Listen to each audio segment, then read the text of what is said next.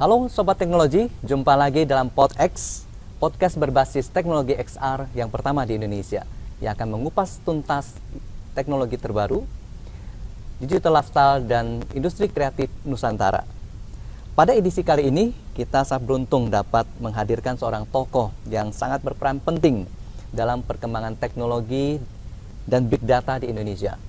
Beliau adalah Dr. Rudy Rusdiah, Ketua Umum dari Asosiasi Big Data Indonesia. Dr. Rudy telah memimpin ABDI dalam membangun ekosistem industri big data yang aman, berdaya saing, dan berkelanjutan di Indonesia.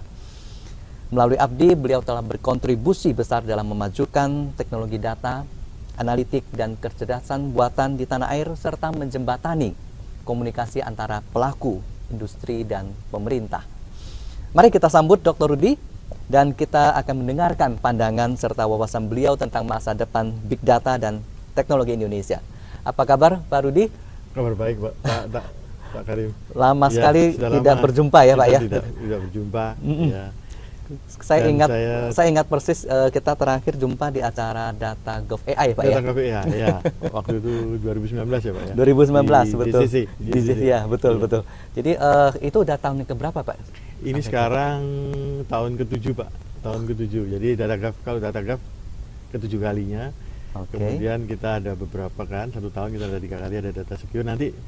Mungkin nanti kita akan cerita lagi lebih dalam ya. Iya.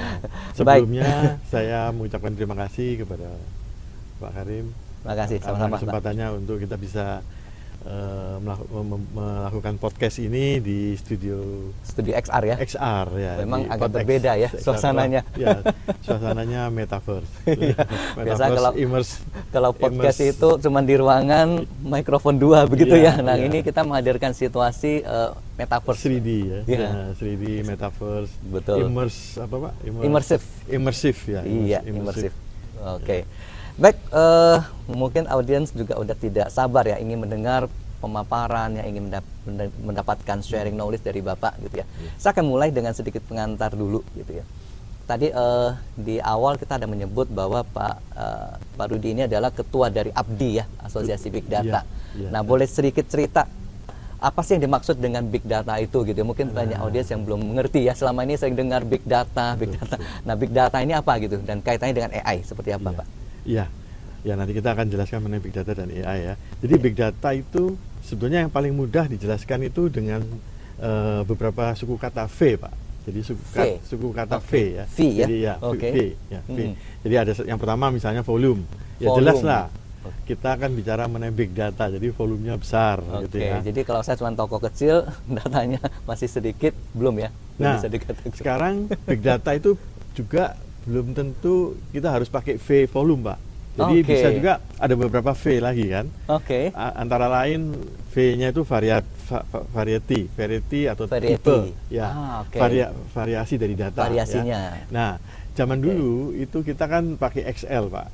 Pakai Excel ya. Jadi datanya terstruktur, hanya bisa teks gitu ya, kebanyakan teks. Nah, karena adanya Facebook dan lainnya sebenarnya mereka bingung, Pak. Bagaimana ini kita mengelola datanya ada data Facebook, image ya, sehingga ada gambar, image ada. Jadi variasi datanya lebih besar yang sama sekali tidak terstruktur. Kayak video itu kan tidak terstruktur. Video YouTube, tidak terstruktur. misalnya gitu ya. Nah, sehingga muncullah teknologi big data ini. Terus V yang berikutnya itu adalah veracity, Pak. Veracity. Jadi, nah kembali lagi ke toko kecil, toko yang sedang lah, Pak ya. Toko yang sedang, dia ingin mengelola datanya. Itu bisa pakai teknologi big data karena V-nya banyak V, Pak. Mungkin datanya dia nggak besar, tapi dia macam-macam variasinya. Nggak mungkin dia pakai SQL server yang lama gitu. Jadi harus pakai teknologi big data gitu ya. Jadi belum tentu toko yang kecil tadi itu belum masuk kategori big data, belum tentu ya Pak ya? Belum tentu ya. Bisa juga tokonya kecil tapi dia ingin mengelola data penjualan di mana dia harus input data dari cuaca ya kan, dari environment, lokasi untuk nah sehingga itu jadi big data kan Pak. Jadi data besar dan datanya jadi tidak terstruktur, variasinya banyak gitu ya. Kemudian veracity. Nah, veracity ini penting nanti.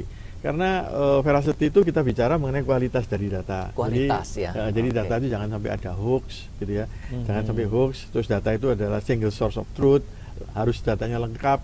Karena nanti kalau kita salah, itu nanti bisa Outputnya juga halusinasi. akan salah juga ya. Halusinasi kan, AI-nya halusinasi, bingung Iya. AI-nya gitu ya. Oke. Salah, outputnya salah. Outputnya ya. salah. Kemudian value, ya tentu harus relevan, I see. menghasilkan bermanfaat. Itu V-nya value, ya kan, vision, value, velocity, Pak. Nah, sekarang kan banyak dipakai untuk streaming, Pak, ya kan. Iya. Terus kan banyak misalnya di studio gitu ya, studio ini kita streaming di YouTube. YouTube itu kan streaming. Jadi velocity-nya tinggi, Pak. Kemudian log data dari sensor-sensor firewall dan lain sebagainya, itu juga datanya tinggi sekali di data center atau apa gitu ya.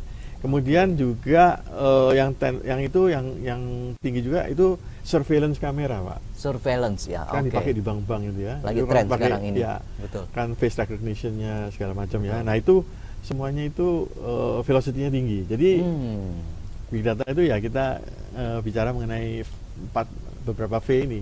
Masih banyak V lagi, tapi antara yang penting yang ini. Oke. Nah, kemudian kalau AI, Pak. Jadi kalau AI itu adalah kecerdasan yang ditambahkan kepada sebuah mesin.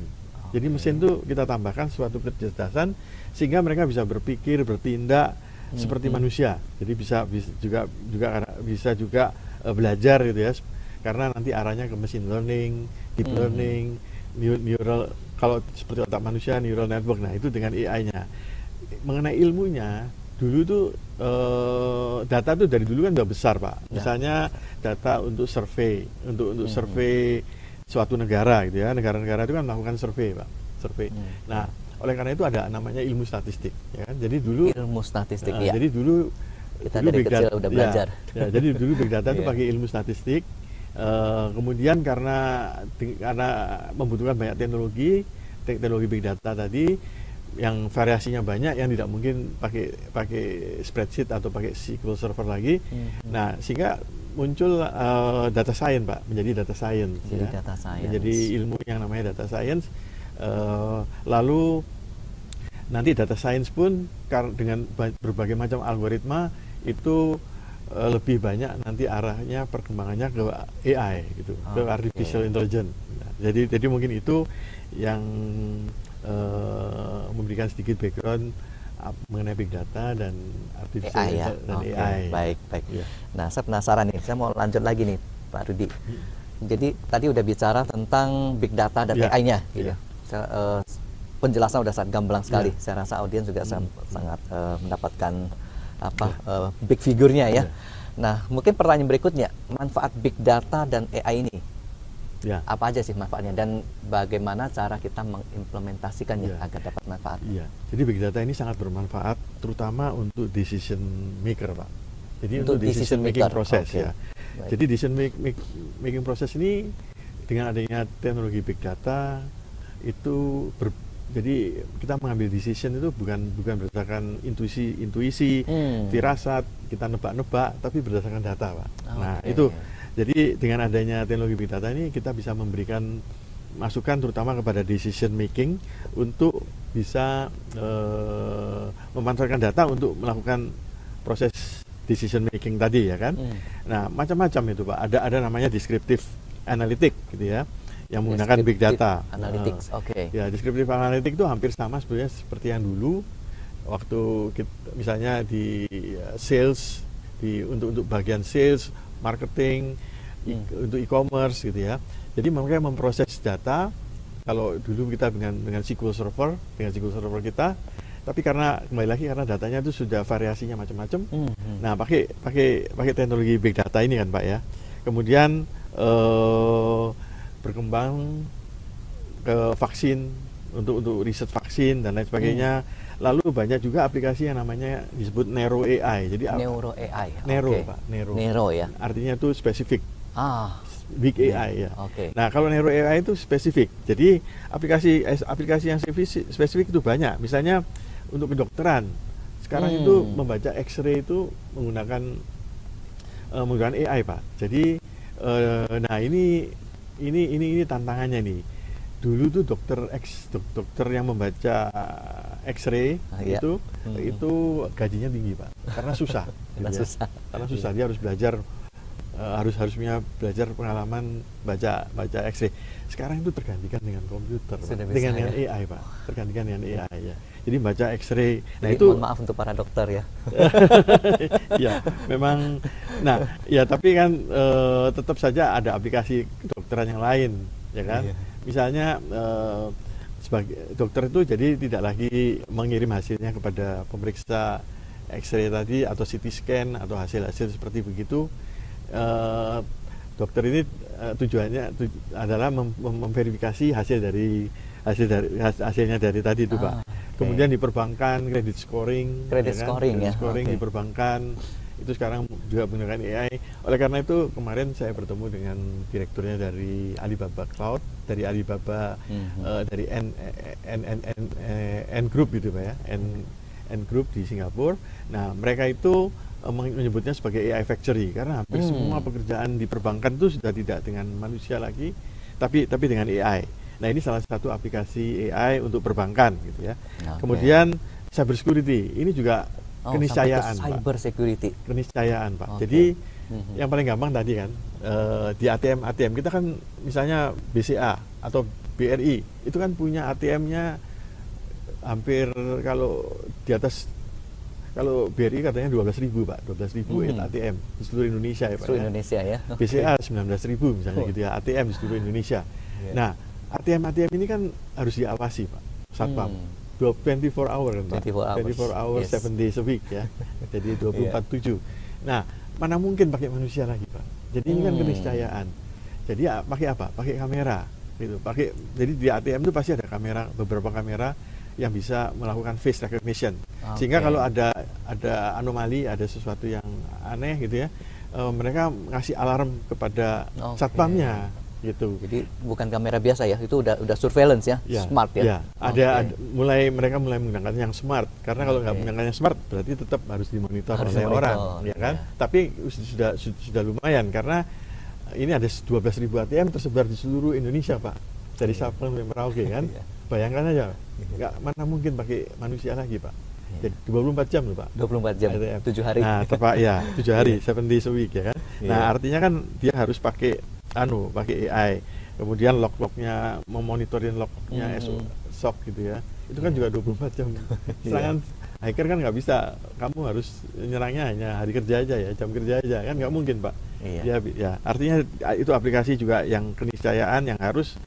Kemudian prediktif preskriptif analitik, jadi menggunakan algoritma AI untuk melakukan analitik, misalnya perakiraan cuaca gitu ya. Semakin canggih, semakin accurate dengan menggunakan teknologi AI karena big datanya juga semakin besar. Dengan semua itu akan menjadi semakin akurat dengan data yang lebih besar gitu ya. Nah, kemudian pemilu, kita misalnya mau traveling dari poin A ke poin B dengan aplikasi Gojek, itu routingnya itu kan AI Pak. AI based. Jadi itu mungkin Pak, yang aplikasi-aplikasi luar biasa, hampir semua kehidupan kita itu kita memanfaatkan AI.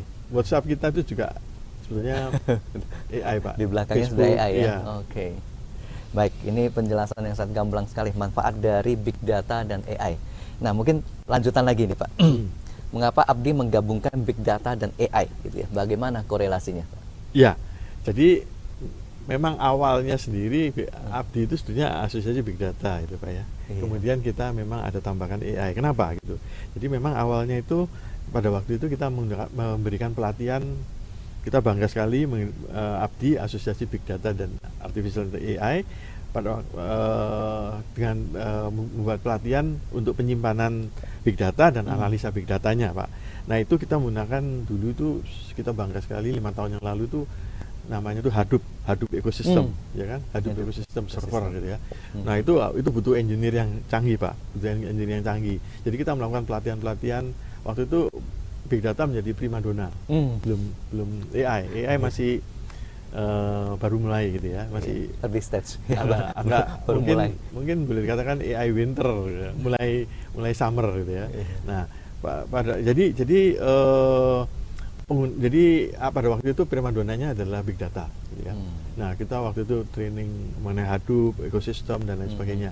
Namun setelah berjalan agak dengan waktu, gitu ya Pak ya, Hadoop ini sekarang menjadi bisa dijalankan dengan apa itu, dengan dashboardnya dari cloud Pak, dashboardnya cloud. Jadi nggak perlu lagi Pak. Nah, makanya jadi terdisrupsi juga. Iya, terdisrupsi juga. Jadi di cloud, kita di cloud provider, di data center itu kita memberikan aplikasi Hadoop-nya ini gratis Pak, free. Jadi kan terdisrupsi ya. Nah, namun jadi big data itu menjadi di belakang layar gitu. Sama dengan PC Pak. PC itu juga terdisrupsi kan. Iya. Dulu waduh PC every desktop gitu ya. Kita pakai PC gitu ya. Iya. Sekarang PC di belakang layar Pak gitu. Kita pakai smartphone kan. PC kita di kantor, di server, data center, back office itu pakai PC. Sedangkan kita pakai smartphone gitu ya. Karena akses internet dulu, maka warnet juga terdisrupsi kan Pak. Saya dulu di warnet. Iya. Ya. Jadi Betul. seperti itu. Nah, dengan terdisrupsinya big data ini karena dengan kemudian masuk kepada makin canggihnya algoritma Pak. Nah, lalu kita memasuki era AI. Jadi AI ini menggantikan big data tadi, di mana big data ini berada di belakang cloud atau data center. Nah, AI sekarang jadi primadona Pak.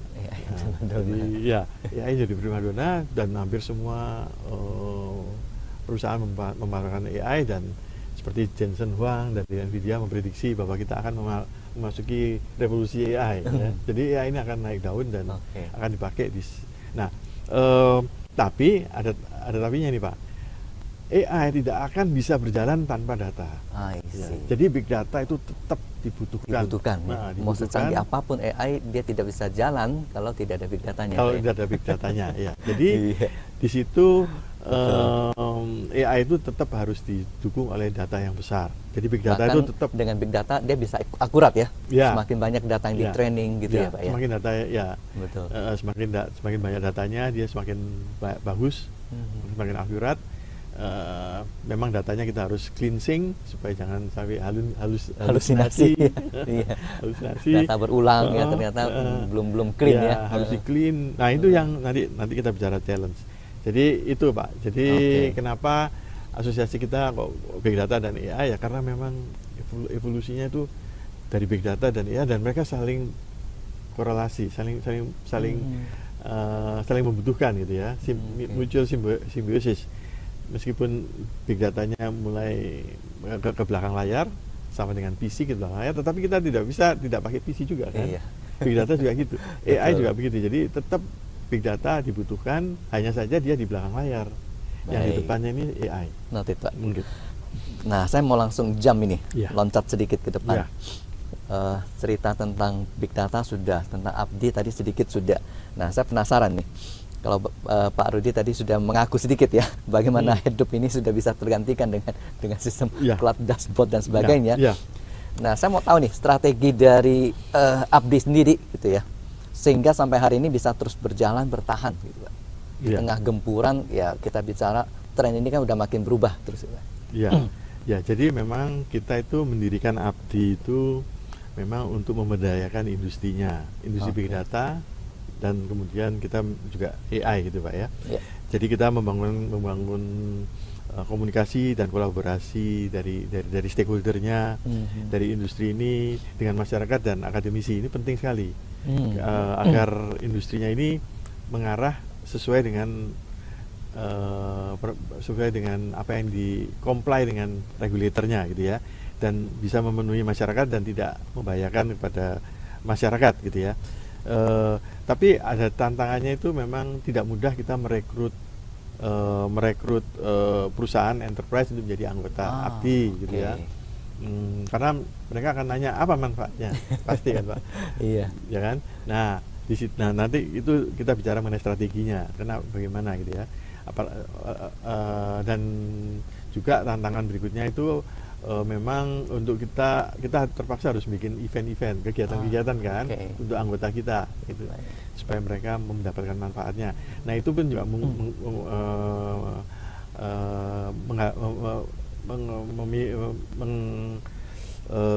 memerlukan biaya yang besar, ya, biasa. Nah, kemudian strateginya gimana gitu ya? Nah, strateginya adalah kita membangun itu Pak, komunikasi antar stakeholder ini gitu ya. Nah, disitulah kita bikin beberapa event Pak. Jadi ada data secure AI yang fokus di security, data security. Kita gabungkan dengan sekarang lagi tren tuh GovTech Pak, GovTech AI. GovTech itu Government Technology. Itu sekarang lagi Presiden Jokowi lagi dorong itu pada akhir masa jabatannya gitu ya. Kemudian yang udah lama kita dorong adalah SDI. SDI itu Satu Data Indonesia. Ini juga perpresnya Jokowi supaya data itu terintegrasi. Nah, ini kita bikin event itu bulan 18 sampai 20 September, Pak. September ya? Ada ya. event di bulan September. Ya, ada event di bulan September. Nah, kita akan undang para pemirsa, Bapak gitu ya, Pak Karim, kita juga akan Tadi tanggalnya berapa Pak persisnya? 18 ya. Dan sampai 20 September di J-Expo Pak. J-Expo. Lalu ada yang pameran kedua itu Data Gov AI. Jadi lebih banyak AI. Lebih banyak kepada governance-nya AI, kemudian future technology, kemana arahnya AI. Nah, di situ kalau nggak salah Bapak pernah ikut tahun 2019 gitu ya. Iya, saya pernah ikut. Nah, biasanya itu kita bersamaan dengan award Pak. Dengan award kita mengadakan anugerah award gitu ya. Dan juga side event lainnya itu adalah peluncuran buku. Peluncuran buku. Ya, buku ini Pak. Nah, ini menarik ini. Saya dengar Pak Rudi ini juga seorang penulis, sudah melaunching banyak buku ya Pak ya. Iya. Ini seri yang keberapa ini Pak yang terakhir? Ini seri yang nanti ini seri ke-6. Nanti ini seri ke-7. Jadi saya sebetulnya lebih banyak sebagai penulis dan editor Pak. Karena buku ini yang nulis adalah banyak sekali gabungan ya. Iya, gabungan dari kolaborasi dari tokoh-tokoh yang dari anggotanya Abdi. Yang ikut kegiatan Abdi gitu ya, agar mereka mendapatkan manfaat lah gitu ya, dan masyarakat bisa mendapatkan informasi. Jadi ilmu itu bisa disebar luaskan ya, tidak cuma disimpan di laci. Kemudian tiap event kita selalu majalah Pak. Majalah ini tiap event. Jadi ini misalnya satu data gitu ya. Nanti ada yang data gov, ada yang data secure gitu ya. Jadi tematiknya akan sesuai tiap tahun mungkin berubah ya, beda-beda ya. Dan kita majalah ini menjadi semacam proceeding. Jadi ada agendanya, ada para pembicaranya, misalnya ini Pak Bang Susatyo gitu ya. Nah, beliau kebetulan hadir di acara kami, memberikan keynote, kita ulas keynote beliau gitu ya. Agar yang tidak hadir juga bisa mengikuti tidak ketinggalan ya. Dan ini nanti kita sumbangkan kepada pemerintah sebagai informasi. Jadi event kita itu tidak sampai di situ saja gitu ya, bisa ada ininya. Luar biasa. Jadi ini strategi ya bagaimana Abdi di tengah gemburan zaman yang sudah berubah ini, tapi tetap bisa eksis ya, agar memberikan manfaat buat anggota. Dan kita akan membuat buku yang ke-7 Pak. Yang ke-7. Nah, buku yang ke-7 ini nanti kita luncurkan seperti rutin dan itu bulan November di Data Gov. Di November. Nah, kami juga mengundang Pak Karim untuk membuat tulisan artikel, karena artikel kami ini kebanyakan dari stakeholder dan partner-partner Abdi, stakeholder anggota Abdi gitu ya, yang mengisi buku ini. Saya sebagai editornya. Gitu, dengan senang hati Pak. Baik. Oke, saya mau lanjut lagi nih Pak. Kita bicara big data AI ini rasanya makin seru ya. Nah, saya mau tahu nih Pak, tantangan utama, memang tadi udah sempat disinggung gitu ya, tapi kita mau tahu lebih fokus lagi nih, tantangan utama di dalam mengelola big data dan AI Pak, khususnya di Indonesia ini. Khususnya Indonesia, Yang mungkin dari pengalaman nyata Pak ya, anggota-anggota Bapak gitu ya. Apa sih yang jadi tantangan utama yang tadi Pak, yang tadi kita bicarakan adalah veracity Pak. Jadi kualitas dari data. Nah, ini menjadi tantangan. Karena data ini harus kita cleansing, harus kita normalisasi, yang double harus kita hilangin, ya kan? Terus data-data yang tidak relevan harus kita hilangin, data-data hoax karena kita ingin data yang single source of truth kan Mbak ya. Jadi data-data yang benar-benar tidak bohong, hoax atau palsu atau gimana. Karena itu bisa menyebabkan nanti kalau masuk misalnya data ini dipakai oleh ChatGPT, maka ChatGPT akan halusinasi tadi Pak. Jadi menjawab salah jawaban gitu. Makanya kadang-kadang memang terjadi Pak. Jadi ada juga pakar yang bilang kita jangan 100% terlalu percaya sama ChatGPT karena ya memang data mereka itu tergantung pada data. Nah data inilah yang menentukan akurasi. Jadi nggak harus selalu akurasi dan kita harus hati-hati. Jangan 100% kita langsung percaya. Nah itu masalahnya jika ChatGPT ini nanti dipakai secara otomatis gitu ya, tanpa ada manusia yang mengecek, itu bisa memberikan informasi yang salah. Kemudian sekarang ini yang penting sekali yang perlu kita perhatikan itu adalah mengenai confidentiality data Pak. Ya, jadi karena kita memasuki era kita 2 tahun yang lalu kita membuat undang-undang PDP Pak, undang-undang perlindungan data pribadi, ya kan? Nah Oktober ini berlaku. Sudah berlaku. Oktober ini berlaku. Jadi kita harus comply mengenai data. Jadi pemakaian data itu kita harus comply. Kemudian juga kita harus jelas apabila terjadi data breach seperti yang barusan terjadi di BDN kayak gitu ya. Nah itu kita harus hati-hati gitu ya. Mungkin itu Pak tantangan dalam pengolahan big data. Nah tadi sempat sudah mulai sedikit nyenggol ini ya. Jadi saya mau langsung lanjut nih Pak. Untuk saat ini SDM kita di negara kita ini Pak ya, apakah sudah sanggup mengelola big data dan AI Pak? Ya, yang belajar big data dan AI itu banyak Pak. Jadi banyak. Tapi yang benar-benar profesional dan pakar yang pengalaman itu sedikit sekali ya, dan ini menjadi shortage, menjadi rebutan gitu. Ada gap ya? Ini gapnya ini besar sekali gitu. Nah kebetulan saya ngajar network security di Universitas Budi Luhur gitu ya.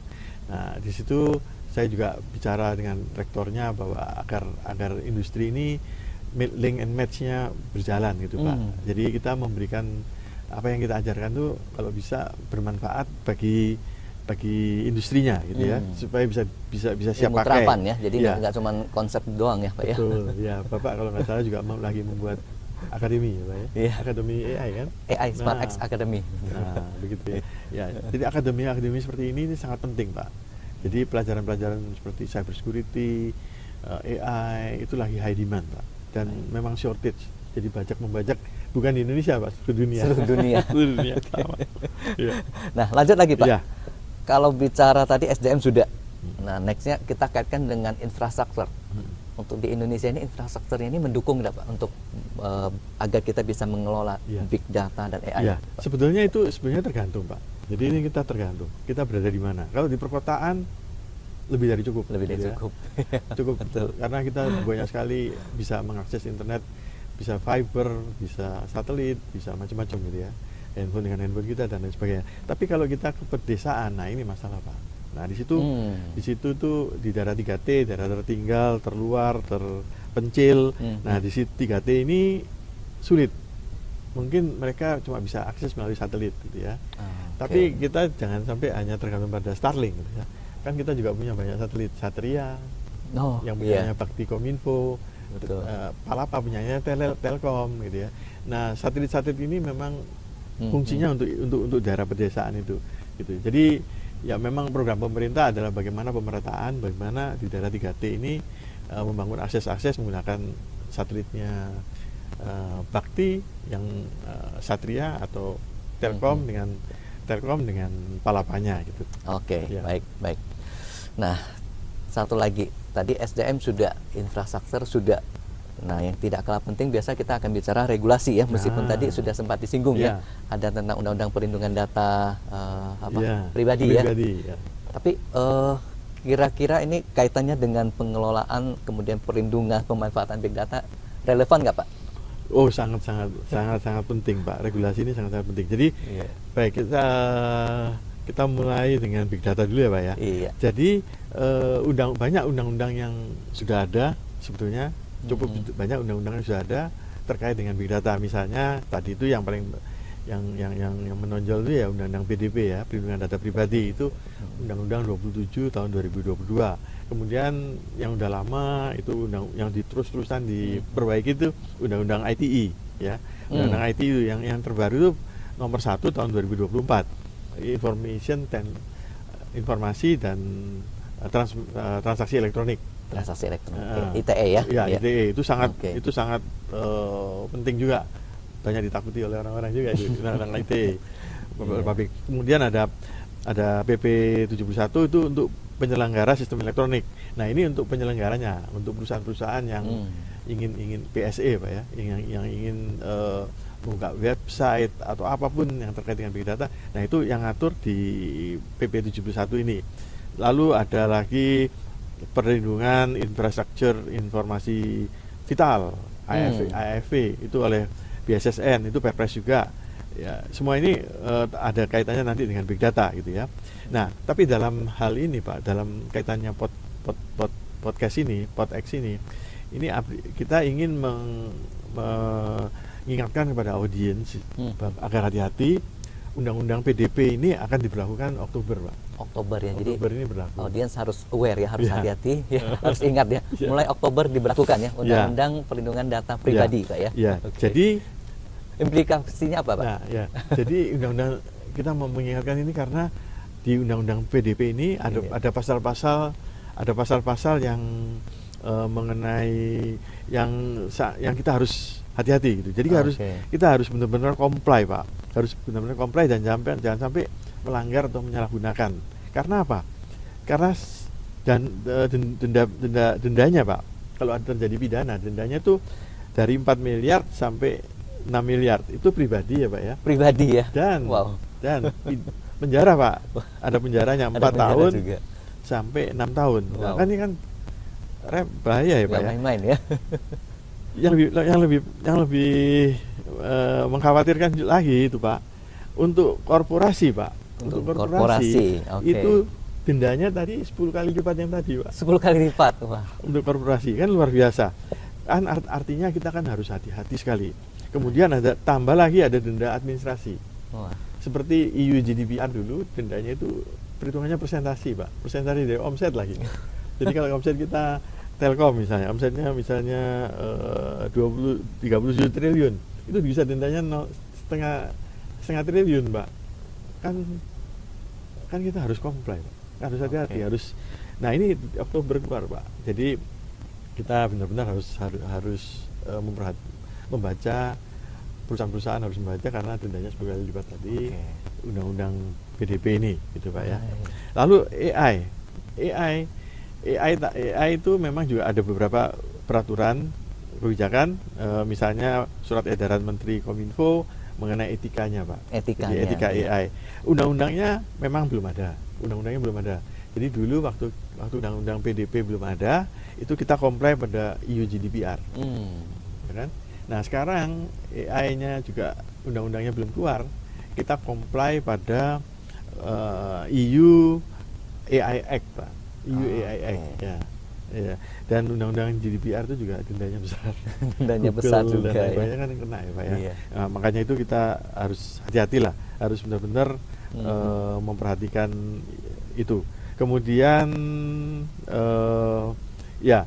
etika itu penting supaya jangan sampai terjadi masalah dengan misalnya menggantikan pekerjaan PHK, pekerjaan orang. Nah, itu perlu etika, Pak. Kalau di dunia kreatif ini, di Hollywood itu sampai di Amerika tuh, di Hollywood pernah demo, Pak, karena AI-nya menggantikan aktor-aktor, Pak. Ya, menggantikan aktor-aktor. Jadi udah menggunakan tokoh virtual ya? Ya, tokoh virtual. Nah, bagaimana supaya kita punya sebuah etika, sebuah governance, tata kelola, supaya jangan sampai AI ini menyebabkan masalah seperti itu, PHK yang banyak.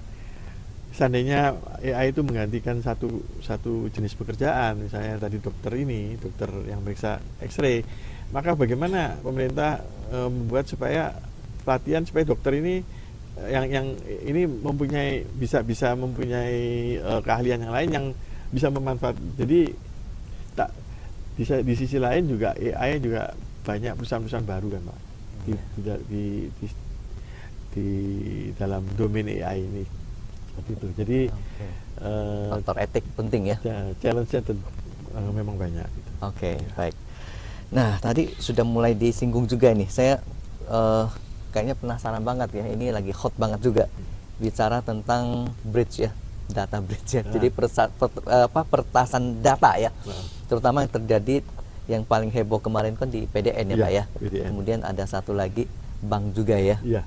Bank syariah Bank ya. syariah, ya. Nah, menurut Pak Rudi, ya, meskipun kemarin ya kita sempat baca di media gitu ya, pembesar-pembesar di atas kan semua pada memberikan justifikasi nah, kasus begini biasa gitu ya, bahwa ini juga bisa terjadi kepada siapa saja gitu ya, nggak mana saja. Tapi menurut seorang Pak Rudi, apakah kasus-kasus itu memang lazim gitu Pak ya terjadi? Iya. Jadi kita lihat hasil dari forensic analysis dan security assessment yang dilakukan oleh BSSN setelah terjadi masalah ya. Jadi memang ditemukan ini dampaknya kok masif banget gitu. Banyak sekali kementerian proses migrasi dan lain sebagainya itu sampai di bandara itu terjadi antrian gitu ya. Jadi pelayanan itu banyak yang terganggu gitu ya. Betul. Jadi kerusakannya memang fatal gitu ya. Nah, sebetulnya masalahnya itu tata kelola, Pak. Tata kelola. Jadi tata kelolanya itu governance-nya yang sangat lemah. Nah, tata kelola ini misalnya tidak adanya backup, ya kan? Tidak ada backup. Backupnya backupnya tidak dipikirkan gitu ya. Kenapa? Karena memang proyek PDN ini berdasarkan perpresnya tadi itu, perpres yang mengenai SPBE dan lain sebagainya itu perpres itu minta supaya pusat data nasional lalu satu data Indonesia di mana digabungkan itu harus bisa terrealisasi secepatnya sebelum pergantian pemerintahan. Jadi Jokowi ingin secepatnya PDN ini bisa berfungsi. Sehingga berjalan cepat sekali, banyak hal-hal yang tidak dipikirkan Pak. Masalah backup itu misalnya lupa. Ya, semestinya itu normalnya ya Pak. Kalau kita mau melakukan deployment big data, sistem apapun lah ya. Itu kita harus tata kelolanya semuanya, security assessment-nya harus dijalankan semuanya. Backup data, backup data servernya, vulnerability assessment, vulnerability assessment-nya, mencari apakah ada kelemahan sistem, ditutup gitu ya Pak ya. Kemudian pentest gitu ya, risk analysis, data mana yang penting, yang harus kita jaga, data vital mana, klasifikasinya gitu ya. Kemudian yang lebih penting lagi proses mitigasinya Pak. Mitigasinya ini penting ya. Mitigasi ini penting jika terjadi serangan. Jadi sebetulnya ini keniscayaan Pak. Hacker ini keniscayaan. Jadi serangan itu ada di mana-mana. Misalnya bank-bank besar, bank-bank raksasa, mau BRI, mau BCA, mau apa, itu tiap hari itu, tiap menit itu bisa ada beberapa serangan. Ada percobaan ya? Ada beberapa serangan. Satu hari itu bisa ribuan serangan, gitu ya. Jadi keniscayaan kan, serangan ini bisa aja bobol itu. Dan kita harus siap apabila terjadi data breach, apabila bobol gitu ya, itu harus siap. Makanya itu ada proses mitigasi. Nah, mitigasi itu harus sudah jalan. Jadi recovery-nya harus sudah jalan. Sehingga, nah, jadi kalau misalnya kebobolan itu sudah umum. Perusahaan seperti NSA di Amerika aja bisa bobol, Pak. Itu yang canggih sekali bobol. Jadi ini memang keniscayaan. Nah, oleh karena itu backup itu penting. Seandainya ada backup, ada vulnerability test, kemudian ada lagi yang penting lagi itu awareness kepada SDM-nya.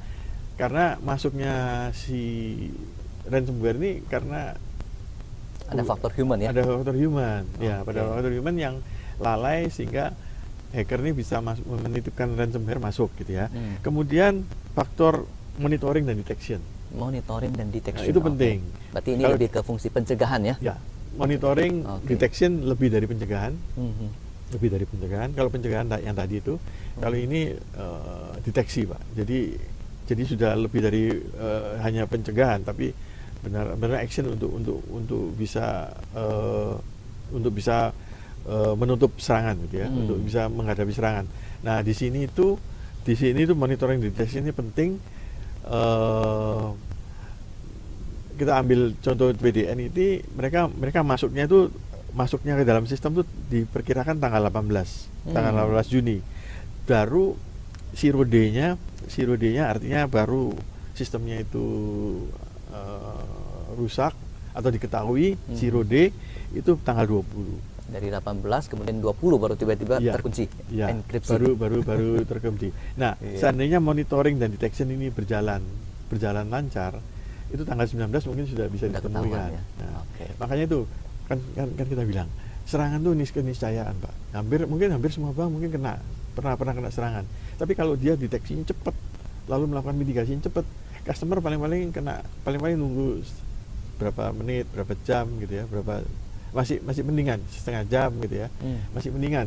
Kita bisa aja bilang ada masalah dengan maintenance dan lain sebagainya ya kan. Paling sering begitu. Ya, itu jadi seandainya itu dijalankan, itu tidak akan separah seperti ini. Gitu. Sampai berminggu-minggu ya Pak ya? Berminggu-minggu, berhari-hari. Nah, sehingga akhirnya mempermalukan dan lain sebagainya gitu ya.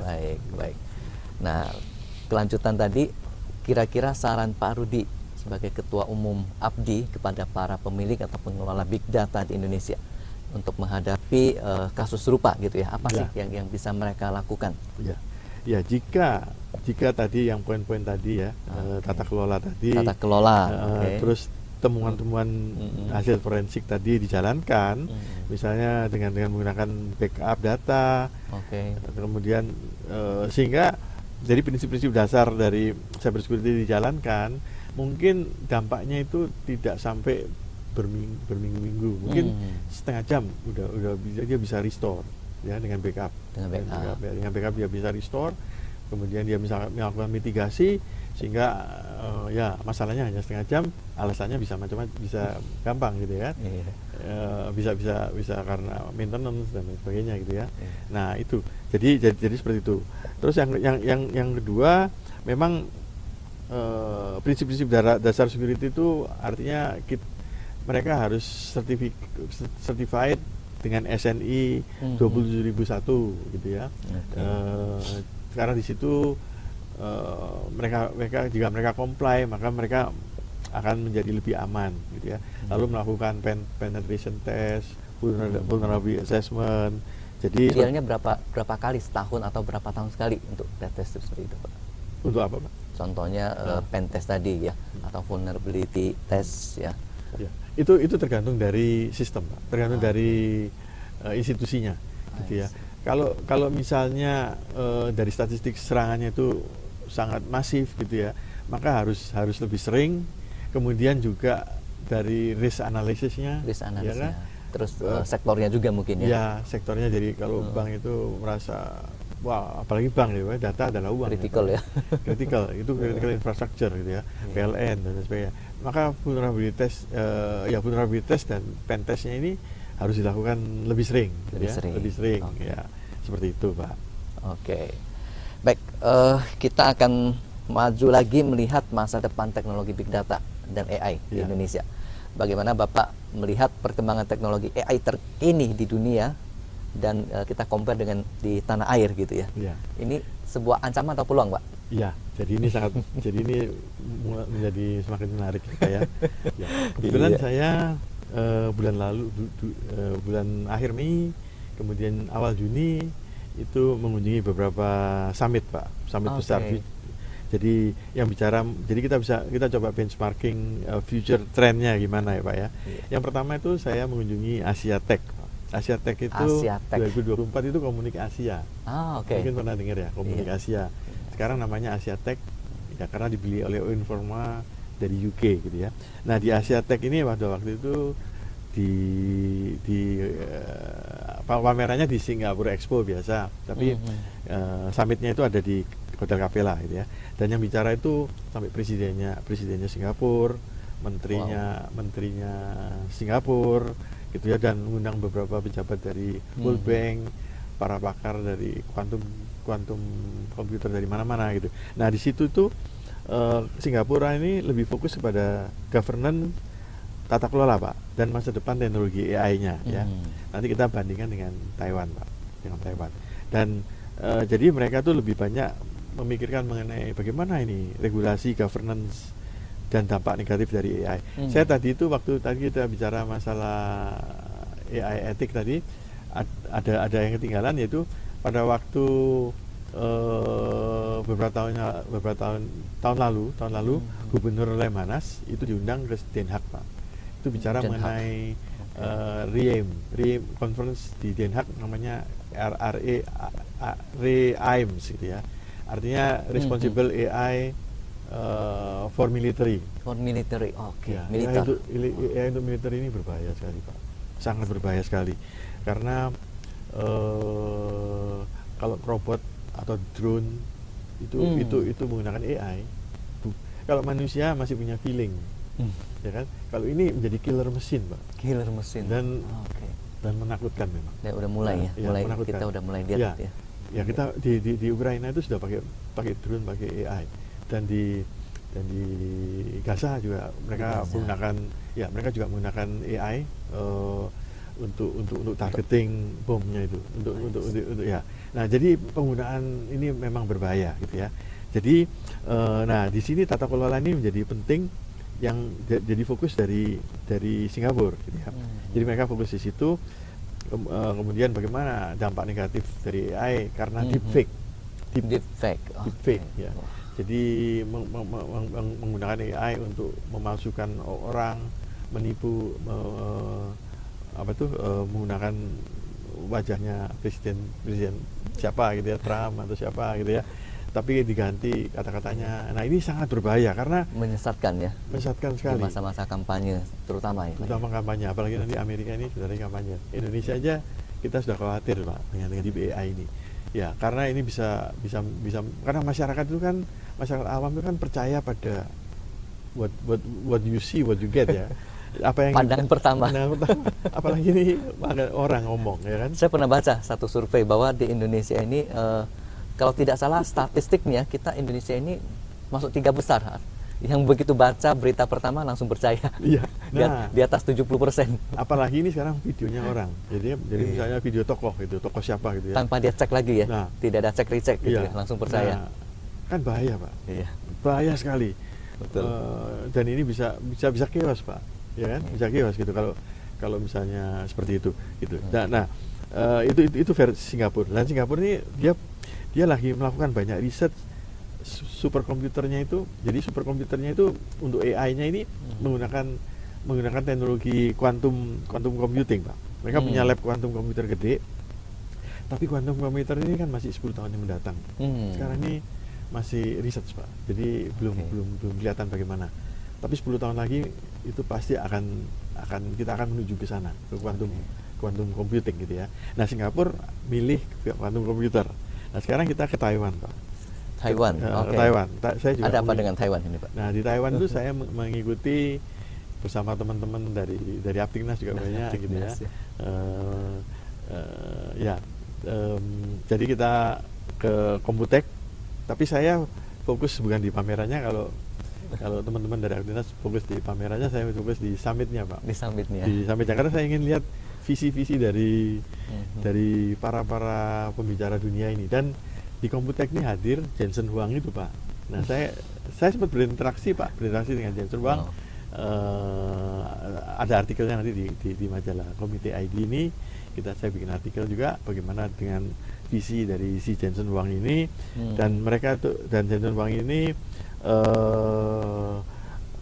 ya bersama industri Taiwan itu lebih fokus mendorong accelerated computing untuk AI Pak. Untuk AI dengan menggunakan GPU. Ya.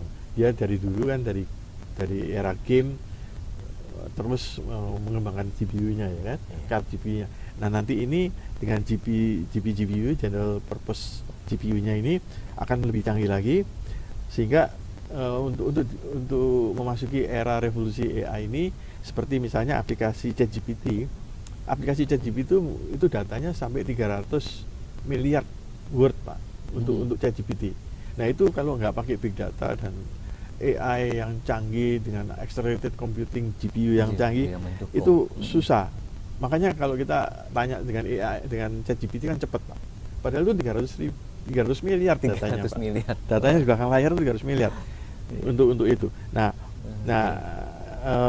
si Jensen Huang ini lebih fokus pada teknologi yang saat ini dia juga mengeluarkan Jensen teori menggantikan Moore's law.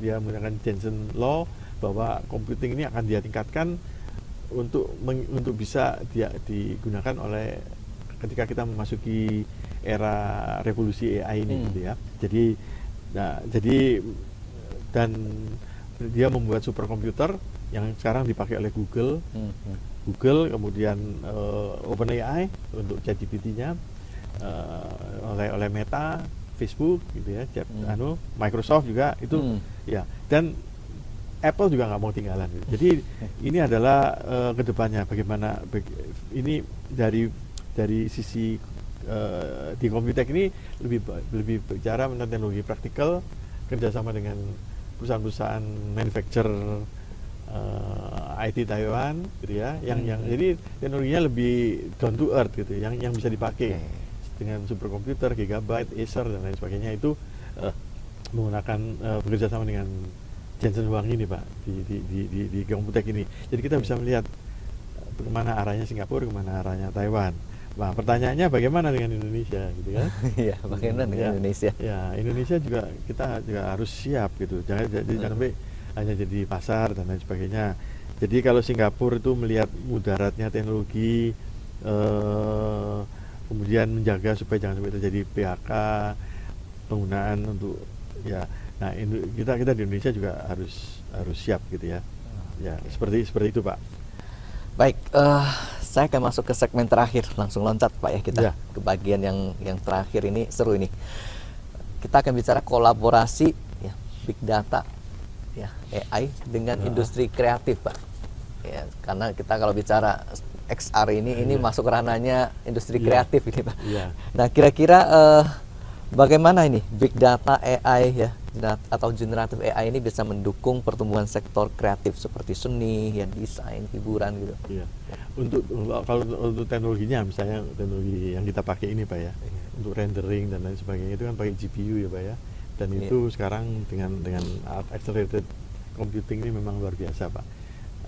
Sehingga renderingnya bisa lebih cepat, luar biasa.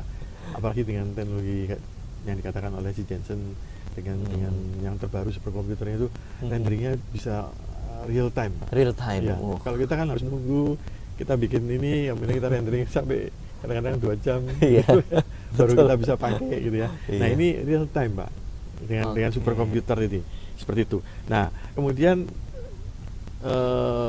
memang generative AI dan large language model ini juga semakin kreatif Pak, semakin kreatif. Dan diharapkan bisa mengaugmented, meningkatkan kemampuan manusia, terutama terkait hal-hal yang sifatnya kreatif ya Pak ya, seni, desain, perfilman, ya, yang kita harus jaga jangan sampai terjadi seperti Hollywood itu menggantikan manusia, sehingga akhirnya demo gitu ya Pak ya. Nah, jadi makanya itu kita harus kerjasama Pak. Jadi kita harus juga memperhatikan regulasinya, kita harus perhatikan supaya AI ini lebih banyak manfaatnya daripada mudaratnya, ya kan? Lebih banyak memberikan manfaat. Tadi itu membantu melakukan rendering lah, membantu untuk augmented, meningkatkan sehingga kita bisa pakai teknologi immersive ini, gitu kan? Augmented reality, antara reality dengan metaverse. Nah, si Jensen Huang ini bicara mengenai juga metaverse, Pak. Dia juga bicara mengenai metaverse karena dia bicara mengenai digital twin. Jadi dunia reality dan dunia game, karena game itu kan Pak ya. Dan mereka udah bikin human AI, Pak. Human AI. Ya, human AI di game. Sehingga bisa berinteraksi bukan hanya ya, jadi lebih canggih lagi game-game itu akan menjadi lebih canggih dan akan dipakai oleh industri kreatif, banyak akan memanfaat itu gitu ya. Ya, kemudian memang sedangkan Abdi sendiri sangat ingin berkolaborasi dengan dunia dengan kreatif, karena kita juga sangat membutuhkan. Misalnya dengan Pod-X, dengan podcast ini ya Pak ya, dan dunia perfilman gitu. Jadi bagaimana kita bisa berkolaborasi, karena dengan cara ini kita bisa mensosialisasikan kan Pak, mengenai teknologinya kita bisa sosialisasikan. Ya, nah kita harapkan kita bisa berkolaborasi pada event nanti yang September itu 18-20 September J Expo dengan Pod-X ya kan, dengan XR teknologinya. Dan kebetulan pada acara itu Wamen Parekraf Bu Angela hadir Pak di summit itu. Beliau kan mengenai kreatif ya, industri kreatif ya. Wakilnya dari Pak Sandiaga Uno. Saya ketemu Pak Sandiaga Uno di Asia Tech. Beliau bicara juga di Asia Tech. Ya, beliau bicara sebagai narasumber juga di situ. Gitu Pak. Oke, nah terakhir ini sesuatu yang juga lagi seru-serunya ini. Nah, kita ingin mendengar juga bagaimana Abdi ini yang nanti akan berkolaborasi, tadi udah disebutkan gitu ya. Nanti kita akan bikin sesuatu, nanti tahu-tahu kita akan muncul gitu ya. Iya Pak. Kita berharap audiens akan terus mengikuti sesuatu hasil kolaborasi kita ya Pak ya. Ya, antara big data dengan industri kreatif gitu ya. Tadi udah disebutkan. Nah, tapi sebelum menutup, ada satu istilah yang belakangan ini juga mulai lagi tren gitu ya. Saya ingin tahu aja pendapat Bapak. Banyak menyebutkan bahwa the future of AI itu adalah hybrid AI gitu ya. Artinya memang campur tangan manusia ini tidak bisa dilepaskan gitu. Jadi AI nggak boleh dibiarkan jalan sendiri gitu. Karena ini yang juga jadi kekhawatiran dari Elon Musk ya. Bahwa AI ini nggak boleh jalan sendiri, tetap harus ada manusia. Nah, kita lihat di Europe, di Amerika udah bagus bahwa ada aturan tentang ethics AI gitu yang mengatur ya. Indonesia belum lama Kominfo kemarin juga mengeluarkan edaran ya. Kebetulan waktu pembahasan saya juga waktu itu mewakili Aptiknas diundang juga gitu. Nah, menurut Pak Rudi, kalau bicara tentang hybrid, jadi AI ya harus kolaborasi dengan manusia, setuju nggak Pak? Ya, memang kita harapkan manusia tetap akan mengontrol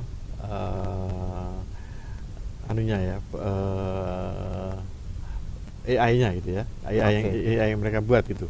Karena kalau AI, tapi arahnya itu ya, itu kita sebutnya tadi kan kita bicara mengenai narrow AI ya. Jadi spesifik.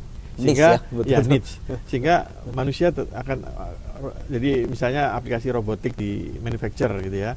Nah, di Honda Motor misalnya gitu. Mereka udah menggunakan AI untuk robotik maksudnya, robotik untuk manufacture. Jadi tapi tetap manusia ditugaskan untuk memonitor hasilnya gitu ya. Jadi semacam QC-nya lah gitu. Jadi tetap ada QC-nya. Ya, kemudian misalnya aplikasi autopilot ya kan, autopilot itu juga 100%. Jadi AI ini memang suatu saat bisa autonomous Pak, autonomous. Jadi dia bisa berjalan sendiri gitu ya, autonomous, dan memang arahnya ke situ. Misalnya self driverless car gitu ya, vehicle tanpa pengemudi ya. Nah itu kan berarti sudah nggak ada manusianya Pak. Nyaris tidak ada manusia. Jadi ini juga sebuah keniscayaan akan kita memasuki era AGI, generative AI. Nah, generative AI ini memang ditakutkan. Banyak yang takut, Elon Musk juga khawatir, makanya dia keluar dari OpenAI gitu ya. Kemudian Einstein juga, Stephen Hawking juga wanti-wanti sudah meramalkan jauh hari ya. Ya, jauh-jauh hari mereka sudah meramalkan akan masalah generatif AI ini jangan sampai terjadi seperti film-film fiksi Terminator gitu ya. Itu generatif AI-nya benar-benar 100% mereka bergerak sendiri, sehingga akhirnya itu bukan mengaugmented manusia, augmented human, tapi dia menggantikan, Pak. Menggantikan. Ya. Nah, makanya etika itu penting, etika AI penting. Di PBB juga bicara mengenai etika AI gitu ya. Di Den Haag itu juga bagaimana menjaga supaya jangan sampai AI ini menjadi mesin pembunuh gitu ya. Tetap harus ada manusianya. Betul. Karena kalau 100% AI dengan drone itu mereka menjadi killer mesin, Pak. Killer. Dan killer mesin itu dengan algoritmanya. Jadi yang bekerja hanya algoritma ya. Iya. Dia tidak ada pertimbangan secara humannya lagi ya. Dia punya perasaan kan. Iya. Dia punya feeling, perasaan untuk killer mesin, untuk membunuh gitu ya. Nah, di situ memang ya kita maunya sih hybrid, tapi ada kemungkinan mereka bisa autonomous. Tapi bagaimana autonomousnya AI ini tetap kita kontrol. Harus bisa harus kita kontrol supaya jangan sampai sisi mudaratnya itu yang muncul gitu. Oke, baik, kita sampai di penghujung acara PodX edisi kali ini. Apakah ada statement closing statement dari Bapak untuk menutup PodX edisi hari ini? Ya, memang AI itu penting, big data itu penting, cyber security itu penting ya kan, karena akan mengaugmented, membantu manusia dalam pekerjaan sehari-harinya menjadi lebih convenient gitu ya. Aplikasi ChatGPT banyak bantu kita, terutama anak-anak sekolah untuk bikin PR. Kita bikin skripsi atau apa gitu ya.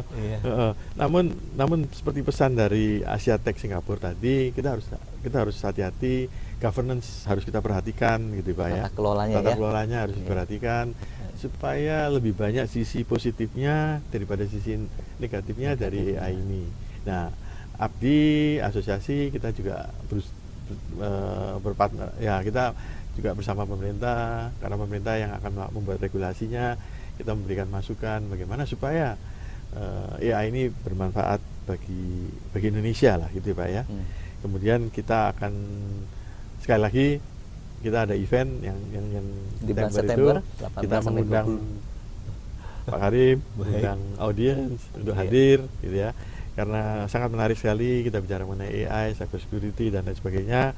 Dan semoga podcast kelima ini terkait teknologi data science dan big data ini bermanfaat bagi masyarakat, industri, regulasi. Kemudian pesan terakhir, be relevant, Pak. Be relevant. Ya, and adaptive to change in this AI revolution, Pak.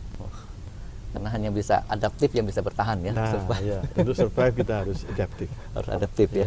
Oke, baik, kita sampai di penghujung acara dari PodX edisi kelima pada hari ini. Terima kasih pada Dr. Rudi Rusdiah, Ketua Umum dari Asosiasi Big Data Indonesia yang telah hadir, meluangkan waktu sharing banyak sekali pengalaman ya, knowledge buat kami di sini ya, dan buat audiens juga. Sampai jumpa di edisi PodX yang akan datang. Salam PodX.